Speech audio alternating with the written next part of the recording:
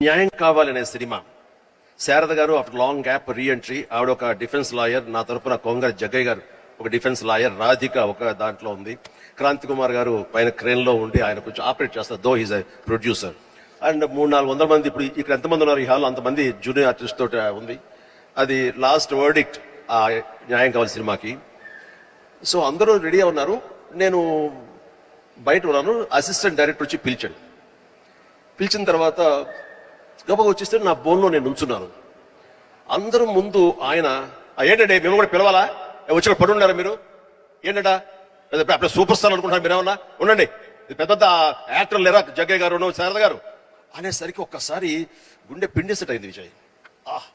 ఇందులో నా తప్పే ఉంది, బయటే ఉన్నాను, ఫ్లోర్ బయట వాళ్ళు పిలిచారు, వచ్చాను, కూర్చున్నాను, ఎదురు తప్పేంటి, ఎందుకు అలా అరుస్తాడు, పైగా క్రెయిన్ పైన ఉండేసరికి ఆయన అరుపులు అందరికీ వినపడుతున్నాయి. అలాగే కామ్ అయిపోయాను. ఆ రోజు మధ్యాహ్నం భోజనం చేయబుద్ధి కాలేదు. సాయంత్రం ఇంటికి వెళ్ళిపోయిన తర్వాత నా ల్యాండ్ ఫోన్ ఫోన్ వచ్చింది. నేనే క్రాంతి కుమార్ని మాట్లాడుతున్నాను. చెప్పండి సార్. ఏం లేదు, శారద జ్ఞాపక శక్తి లేకో ఏమో తెలియదు, ఫిల్మ్ తినేస్తుంది. అప్పట్లో కోట 400 లేదా 500 అడుగులు మాత్రమే ఇచ్చేవాడు రోజుకి.